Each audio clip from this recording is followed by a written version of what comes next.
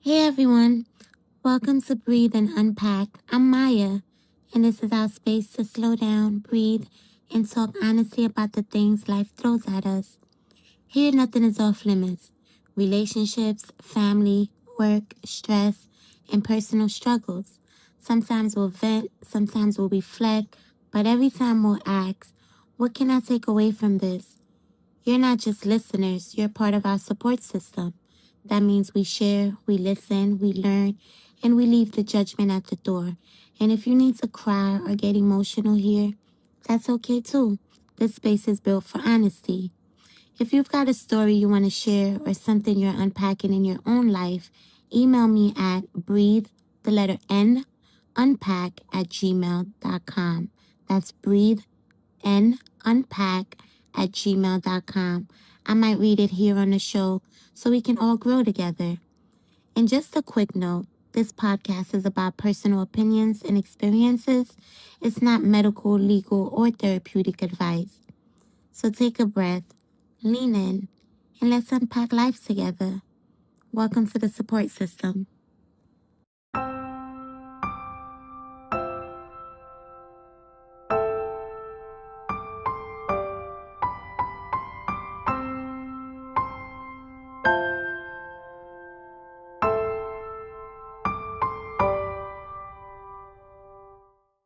Before we start, I just want to say this feels like the perfect follow up to the last episode. Soft doesn't mean weak. That one was about understanding softness, what it means, how it feels, how it shows up. But this one is about keeping it. Because once you've found that calm in yourself, life has a funny way of testing it. So today we're talking about what it takes to protect your softness once you finally have it. Let's talk about what it really means to protect your softness. The part of you that's gentle, patient, and calm, even when life keeps testing you. For me, protecting my softness means surrounding myself with people I can breathe around, people I don't have to overthink with or tense up around. It means choosing peace over performance, spaces where I can just be without explaining or defending who I am. Sometimes that looks like solitude too, quiet moments where I can hear myself again because that's where I recharge. That's where my softness feels safest.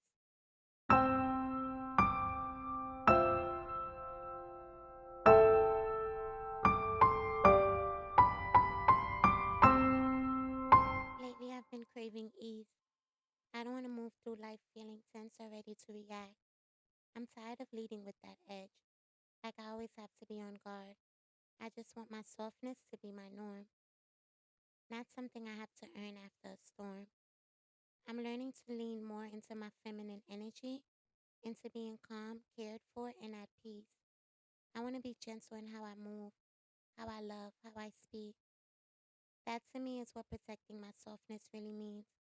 Letting myself live without defense, without constant survival mode.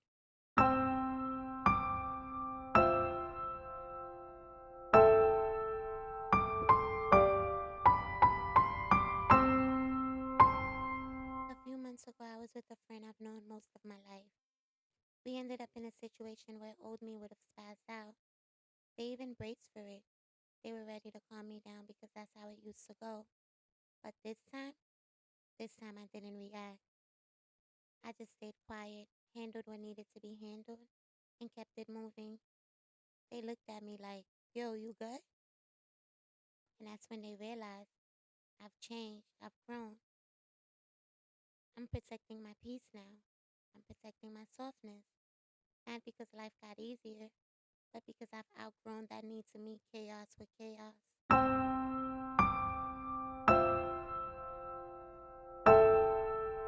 Protecting your softness means protecting your growth.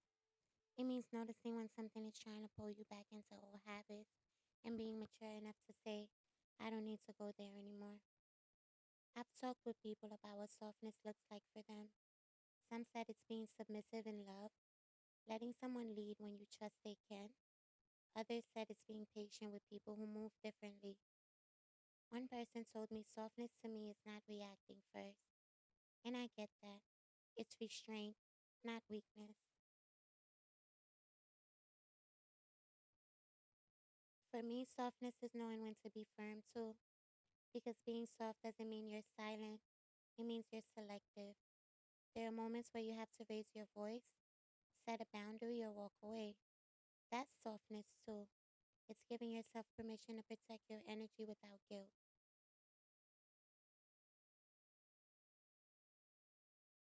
When I think about softness, I also think about friendships. There are some people who don't know the new you yet. They only know how you used to react. So when they see you calm, they might test it. That's when you have to protect it the most. Sometimes that means taking space. Sometimes it means loving from a distance. Because when people can easily bring out the old version of you, that's a sign they don't respect your growth.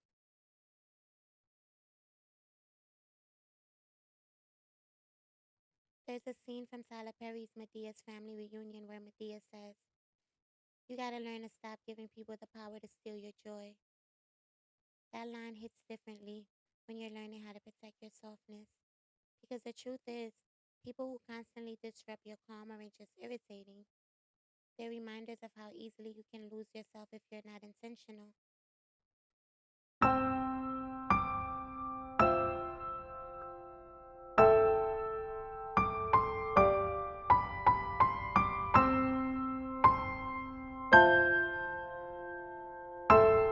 When you're dealing with colleagues, protecting your softness matters even more. There will always be someone who tries to test your patience, someone who talks over you, dismisses your ideas, or projects their stress onto you. But when you keep your composure, you teach people how to treat you. Softness doesn't mean staying quiet, it means staying professional without losing yourself. It's confidence that doesn't need to compete.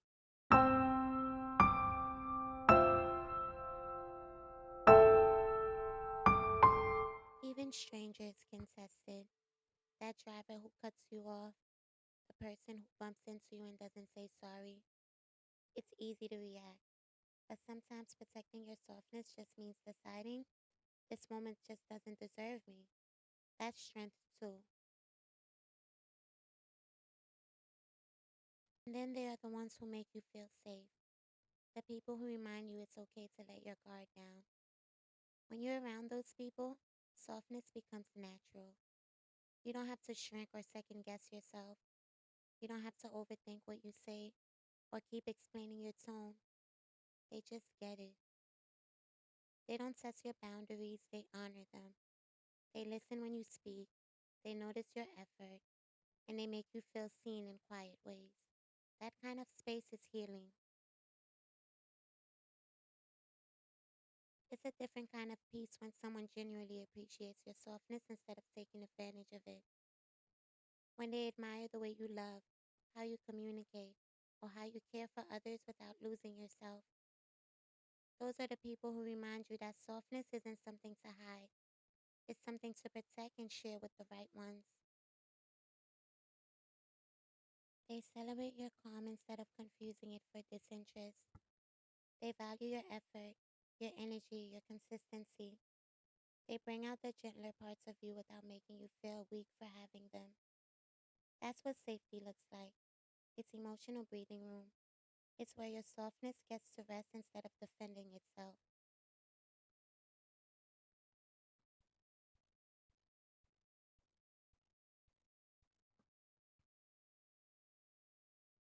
Because when you're around people who truly appreciate your presence, softness doesn't feel like a task. It feels like freedom. You don't have to perform peace. You just exist in it.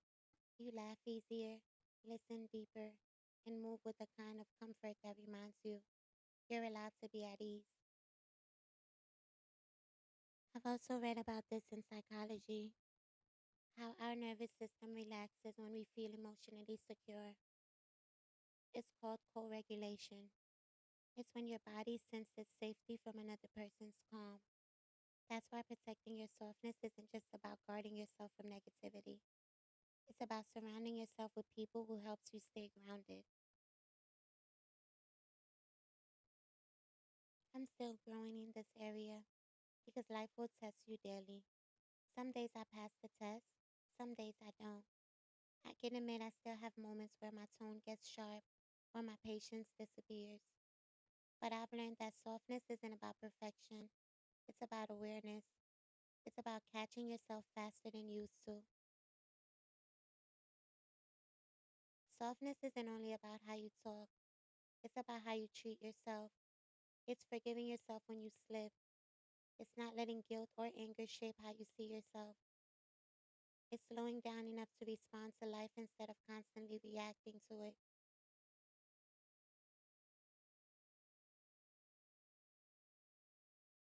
Protecting your softness doesn't mean avoiding hard conversations or people. It means knowing when to step back and when to show up with grace. It means understanding that softness isn't what makes you weak, it's what keeps you human.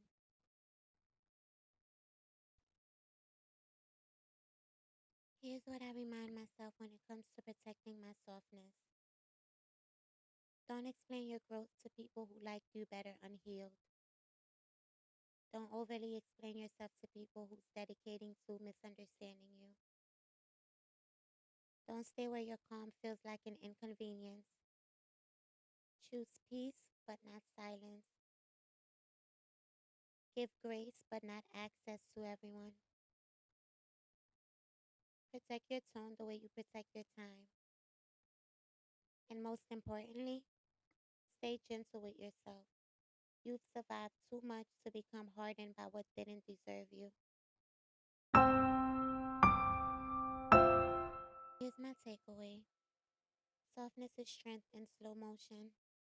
It's the calm that holds its ground.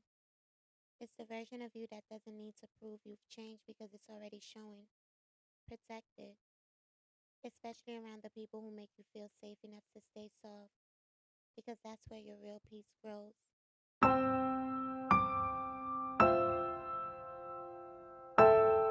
Thank you for listening to Breathe and Unpack. If today's episode sparked something in you, share it with a friend, family member, or someone you think could use the conversation. You never know, it might be exactly what they need to hear. I'd also love to hear from you. Email me at breathe, the letter N, unpack@gmail.com. Again, that's breathe, the letter N for Nancy, unpack@gmail.com. Or connect with me on Instagram at breathe, AND, unpack. Whether it's your story, your takeaway, or just a thought you want to get off your chest, this space is for all of us. And just a reminder, this podcast isn't therapy or professional advice.